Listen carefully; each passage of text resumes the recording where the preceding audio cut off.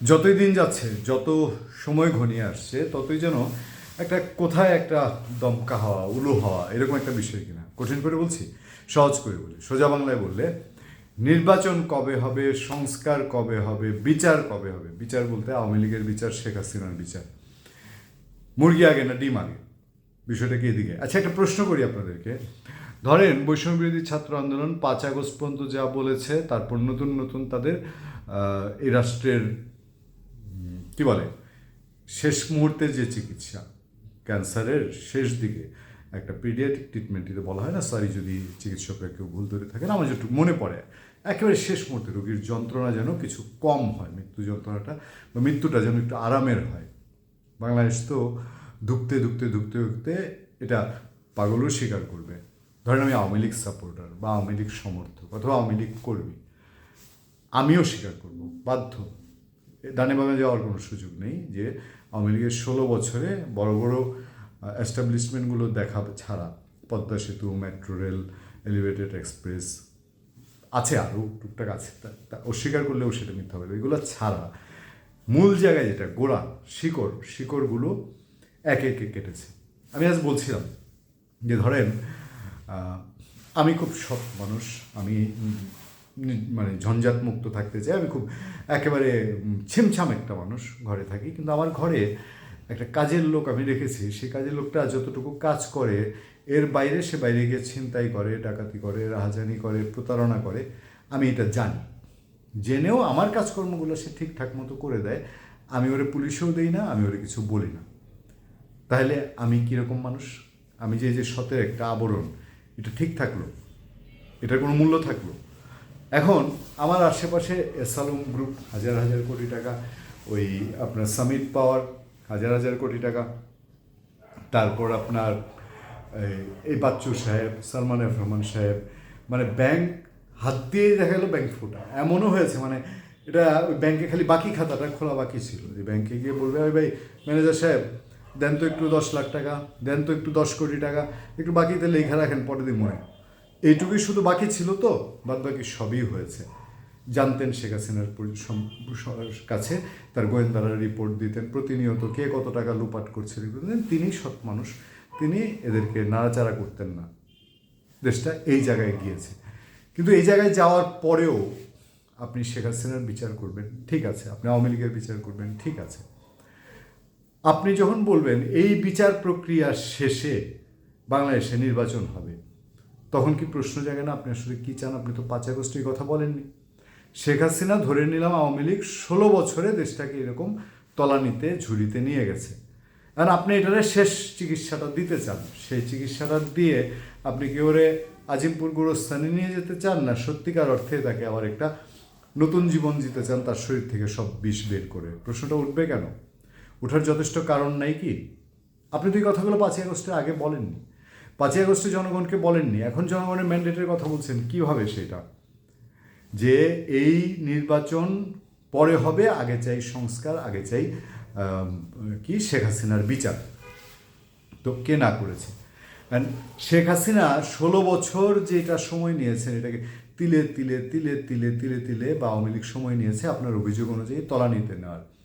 এটারে সংস্কার করতে হলে ভাঙা যায় 16 বছরের নিমিষে। গড়তে হলে কত বছর লাগে? তাহলে কি সেই বছরগুলো আপনি সময় নেবেন? আর যৌক্তিক সময় বলতে, তাহলে যৌক্তিক সময় কি এই জায়গা যে একটা দেশকে পুনর্গঠনে যেই সময় লাগে, ওভারনাইট, একদিন দুই দিনেই কি বাংলাদেশের এই যেই তলানিতে নিয়ে গেছে বলছেন আপনারা, সেই জায়গা থেকে উদ্ধার করা সম্ভব? বলছিলাম বৈষম্য বিরোধী ছাত্র আন্দোলনের কথা।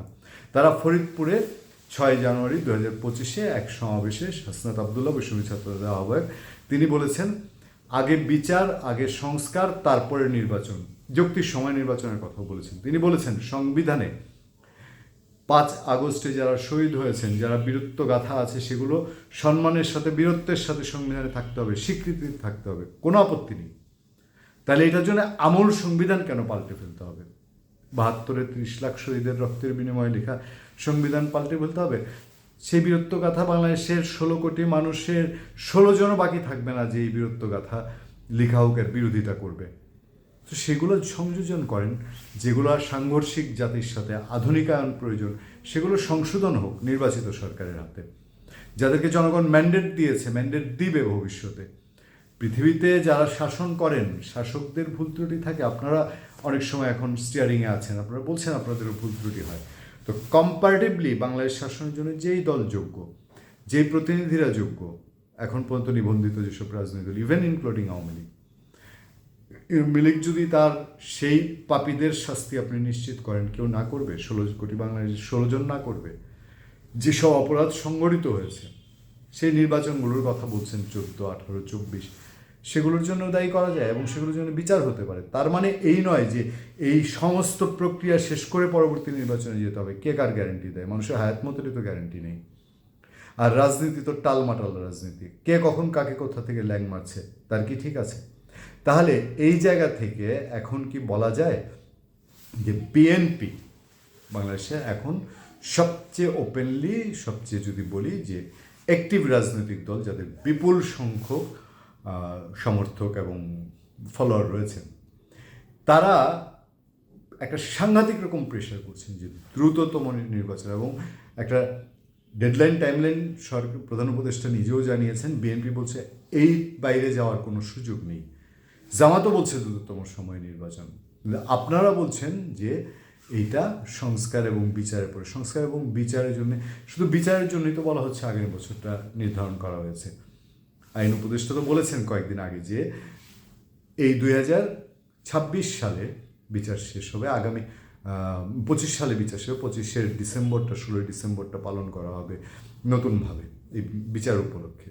তাহলে 25 সাল যদি বিচারে যায়, তারপরে সংস্কার টংস্কার মিলিয়ে নির্বাচন কবে আপনারা প্রত্যাশা করেন? তাহলে আপনারা সংস্কার এবং বিচার এবং নির্বাচন, তিনটার একটা রোডম্যাপ সম্পর্কে আপনারা জাতিকে ধারণা দেন যে আপনারা যেটা চিন্তা করছেন। কারণ আপনাদেরকে নিয়ে জাতি এখনও স্বপ্ন দেখে, শুধু ভাবে যে আপনাদেরকে আরও বেশি স্মার্ট, দায়িত্বশীল এবং আরও বেশি একটু দূরদর্শী হওয়া প্রয়োজন ছিল কিনা, এবং জনগণের মন থেকে আপনারা যেন ছিটকে পড়েন, এই ধরনের কোনো কাজ আপনারা যেন না করেন। তাহলে এই জিনিসগুলো যদি সুনির্দিষ্ট থাকে, হঠাৎ হঠাৎ কথা বলা নয়, এই যে হঠাৎ প্রোক্লামেশন অফ বাংলাদেশ বা প্রোক্লামেশনের কথা বলা, হঠাৎ সংবিধান স্টপ করে দেওয়া,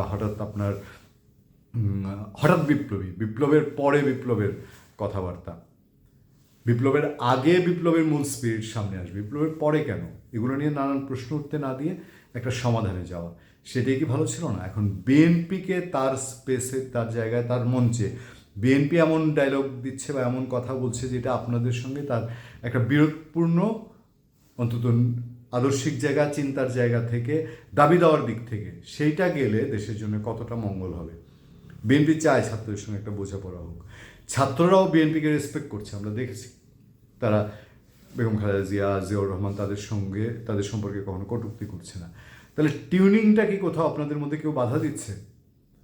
আমি শুধু বিএনপির কথা বলবো না, জামাত ইসলামীর সঙ্গেও আপনাদের একটা বোঝাপড়া যদি থেকে থাকে, সেইটাকে নির্বাচনমুখী করা, পাশের সংস্কার এবং বিচারকে একটা সঠিক রোডম্যাপে আনা, এটা কি প্রয়োজন কিনা? ধন্যবাদ সবাইকে, ভালো থাকবেন, সুস্থ থাকবেন। আবার দেখা হবে, আবার কথা হবে আপনাদের সাথে। সবসময় আমি আতিক রহমান, পূর্ণিয়া।